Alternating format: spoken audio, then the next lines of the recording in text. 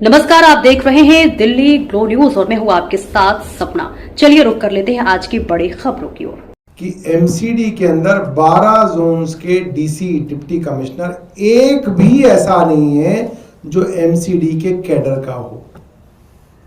कोई statistical services से आ गया, कोई रेलवे सर्विसेज से आ गया, कोई किसी और जगह से आ गया और यहां पर डेपुटेशन के नाम पर लूट करके डीसी बन जाते हैं, लूट मचाते हैं। 5 साल में करोड़ों रुपया इतना पैसा कमा लेते हैं कि इनकी 7 पुश्तों को फिर कमाने की जरूरत नहीं है। एक एक डीसी इतना पैसा कमा रहा है दिल्ली की एमसीडी में आने के लिए। तो ये सवाल तो सीधा सीधा जो है होम मिनिस्टर साहब से, भारत के गृह मंत्री से है कि एमएचए ऐसा क्या कर रहा है कि ये दूर दूर से अफसरों को लेके वो एमसीडी में डेपुटेशन पे ला रहा है और वो अफसर यहाँ पे लूट मचा रहे हैं। पिछली बार जो स्टैंडिंग कमेटी की मीटिंग हुई उसमें भारतीय जनता पार्टी के शाहदरा जोन के एक पार्षद जो कि स्टैंडिंग कमेटी के सदस्य हैं, ये भी स्टैंडिंग कमेटी के सदस्य हैं, स्टैंडिंग कमेटी में हो रहा है। स्टैंडिंग कमेटी के सदस्य ये कह रहे थे, पंकज लूथरा, कि उनके जो डीसी हैं बादल कुमार, ऑन रिकॉर्ड है, मिनट्स में है, कमिश्नर से उन्होंने कहा कि बादल कुमार जो हमारे डीसी हैं वो बिल्डिंग बनाने के लिए बिल्डिंग वालों से पैसा लेते हैं। ऑन रिकॉर्ड कहा कमिश्नर से। और कमिश्नर ने वापस उन काउंसलर को कहा, बीजेपी के काउंसलर को, कि पैसा तो तुम लोग लेते हो।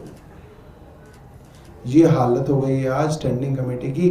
भारतीय जनता पार्टी का पार्षद कह रहा है कि डीसी पैसा लेता है और कमिश्नर कह रहा है कि भाजपा का पार्षद पैसा लेता है। और वो डीसी हैं जिनके खिलाफ एमसीडी का हाउस रेजोल्यूशन ला चुका है कि इनका टेन्योर पूरा हो चुका, इनको वापस अपने स्टैटिस्टिकल सोसाइटी में भेजा जाए। इंडियन स्टैटिस्टिकल सर्विसेज से यहाँ पे आए थे, अब इन्होंने जो कमाना था कमा लिया, अब जाए। एमसीडी का हाउस कह रहा है, मगर एमसीडी के कमिश्नर कह रहे हैं नहीं, इनको तो हम रखेंगे। भाई क्या चक्कर है?